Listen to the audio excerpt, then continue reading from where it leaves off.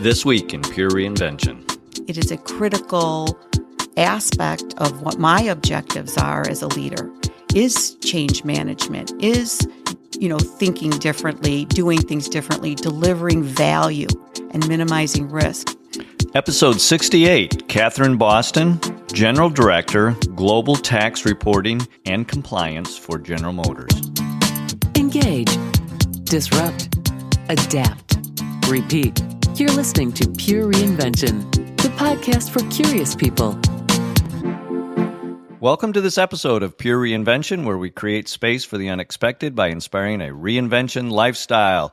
Misty, it is so cool to be at the Renaissance Center in downtown Detroit. It is. It's a great space, and you talk to some pretty cool people. Well, General Motors has been a company that has been around for 100 years. Misty, it's been a part of that manufacturing technology that we talk about in the early 1900s in Detroit that was a major, major disruptor in our economy. And you talked to Catherine Boston today on the interview, but what our listeners don't know is you were able to talk to Catherine Boston's team.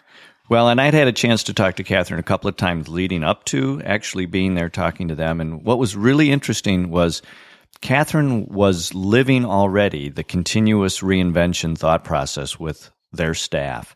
They have been encouraging that group of people globally. Now, this is a global group of people to constantly be bringing to the leadership a reinvention thought process. And I found that just amazingly intriguing. It's inspiring to me because if you're not putting it in front of everybody every day, it's so easy to forget about it. And to hear that at such a broad level, a global level, they're having that conversation to create the space for reinvention and create that conversation was very cool. The senior leaders of the global tax and audit division of General Motors has encouraged the staff to be the model for which others can come and learn from. They do not want to be looked at as the last one to implement the kinds of procedures that are necessary.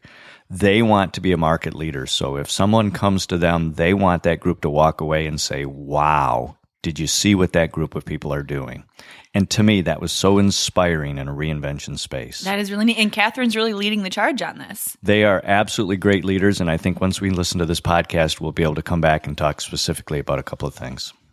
This episode is sponsored by Pure Reinvention Starters. If you want to learn how to set yourself apart from other future leaders, this is the place to be. For more information, www.purereinvention.com. We are so excited today to bring you Catherine Boston. Catherine is the General Director, Global Tax Reporting and Compliance for General Motors. Thank you, Catherine, for being here. I'm glad to be here today.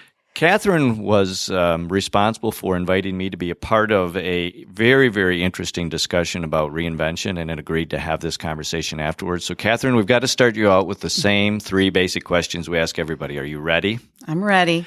Okay. Of the 5 steps of reinvention, which step do you most closely associate yourself with? I think I would say simplify. I think working for a company that's been in business for 100 years, and in particular, I'm in a finance function, so more of a historical back office type of a function, doing the same thing the same way. You've got years of build of process and way of doing things. And I think when you've got years of build of process and so forth, getting to the simplified core of it can be a challenge. What is your key superpower? I think now, really, where I'm at now, it's really about empowerment and I like that. Having a lot of emerging tax professionals joining our team. And they have different kinds of skills than the skills that were kind of a requirement when I came into the tax and finance function. And so they know a lot more than I do about a lot of different experiences. They've had electronics and technology surround them for the majority of their life and that kind of thing. So I do think empowering, and I've seen the power of putting together people with different skills and seeing the power of getting a better answer, a better result by not working in isolation. It is then that empowerment that you get the better answers and the quicker solutioning. And of course, we have to ask, if you have your superpower as empowerment, then what is your kryptonite? It is a challenge to think fresh. And I think that you tend towards your comfort zone in the work that you pick up first thing in the morning. And I think that perhaps for me, it is, really letting some of that go and really being open to new possibilities in a continuous improvement type of a mindset. As far as my kryptonite goes, it's really keeping it fresh on a day-to-day, continuous type of a mindset. The process becomes the enemy. Now, you had coined that phrase to me, and I love that phrase, continuous reinvention, and that means something to you. Tell me at its core why you feel so strongly about continuous reinvention. Well, I think that I know it to be a differentiator for not only the professionals on the team. It's for personal growth and professional growth. Really an essential element. It isn't. Yes, you have the big moments, as I said, the big transformational opportunities, but really you're going to spend a significant part of your time doing something. Let's make it valuable. Let's make it a value add proposition here. And the way to get at that is to you look at what you do. Every professional on our team, I know, is the smartest person in all of GM about something within that tax function. And how do you, if you're the smartest person about doing whatever your bit of business may be, sales and use returns, or doing a certain process in tax accounting, whatever it may be, you're the one that's at the right place to determine where are my pain points? Where are my opportunity points? You can have consultants come in and help you identify some of those things. But in the end, the person that's closest to the work is the one that knows the opportunities, that knows I could do this a lot quicker if, and maybe they don't even know the solution, but they know this piece of work takes a lot of time. Did you suggest that the professionals that you have on your staff expect you to provide continuous reinvention in order to keep them fresh, in order to keep them stimulated, and continues to keep them productive? Yes, I think it's really who we are now in the journey as far as what we do as a team, and our expectation of the professionals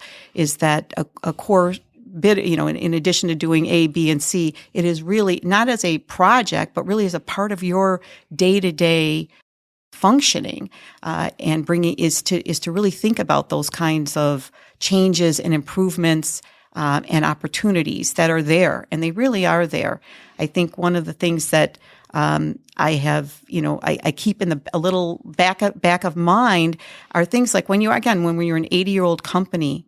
It can be a challenge to think, because I've always done this way, and we have process and controls around a particular area. What are my pain points? I mean, they don't stand up and, wave a flag at you. I think I keep it in my own little personal motivator is thinking about things like, what would the Google tax staff say? Just using a company that's, maybe been around for, 10 years versus 100 years. What would they say if they came in and they took a look at one of our processes and saw us putting data in off of a piece of paper, or, that kind of thing? Would they say, would they get back on the plane and go home and around the water cooler say, where was the technology and where was the teaming that you would expect, and what they, and I've never been to the Google. I have no idea how they run it, but, trying to keep yourself, what motivates me to keep it fresh is to think about things like that, because it's really easy to fall into a rut, to get a bit stale on it. You're in the workaday of it. And how do you put that spark in there? Is that why you have identified simplify as one of the key steps to reinvention that you really can align with? Because by simplifying things, it tends to get back to that core question you ask about why we're doing this, so we can go back to those Google questions of, yes. Would somebody who starts with a blank piece of paper do it the same way we've been doing it for Yes. coming back from the last 100 years? Yeah, I think so. I think, when you think about, we've got to build, that whole onion build of process and history around what we do and how we do it. And there's good value in poking at the exterior layers of that, and that kind of going for the low-hanging fruit type of opportunities to improve. You can do that and eat at that in that small way, or you can really, through the layers of complexity, it takes you a long time to really turn the situation around. And some aspects that are maybe less strategic or lower risk, that kind of fringe approach to change is an appropriate solutioning.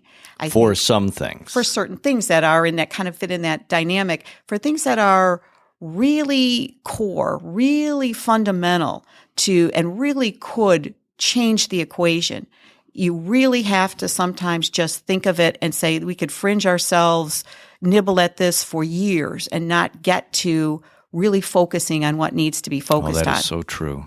And so your recommendation, and I'm going to guess you would say that if you had to give advice to other leaders about how to make the core available, because, right, some employees will say, well, they only let me eat around the edges. Mm-hmm.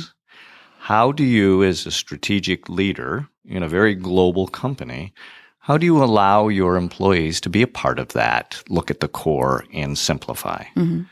And that's interesting. I guess, from my perspective, it isn't so much a question of, how do you allow, but it's really the way to do business now. It is a critical aspect of what my objectives are as a leader, is change management, is, thinking differently, doing things differently, delivering value and minimizing risk.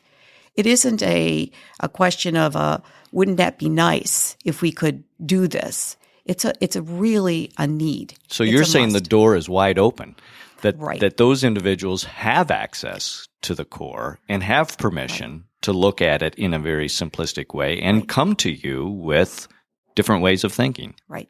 I think absolutely. And I think it's a push and a pull. So there's definitely, both aspects going on. But I think, and I think I had referenced as well, new professionals joining the team with their different skill sets. It's almost like whether we as higher senior leaders want it or not, the demand it's coming. Is there, right? The earlier career professionals, it's a must for them. They want engaging work. They want, important work. They want work that makes a difference, as do we. And they want it, now. And we are, to that empowerment point. I mean, we have to, if we as a leader aren't going to empower that, then we really are missing in that leadership behavior space in a really significant way. Well, and to me, that's just intriguing to listen to you talk about that, because step 2 in reinvention is ownership. We work so hard to find employees who will own a certain aspect of the business to really move it forward. And what you're describing is a majority of the post-boomer generation expect some degree of ownership to feel connected to their work. Yes, I definitely see that, and it is just a terrific. Personally, just a terrific thing to see. And you think back over, my career and where it was, and it was sort of like, well, we did things the same as we always did it. We'll do it a couple of years, and then you'll get it down pat, and then you could maybe make a suggestion or two.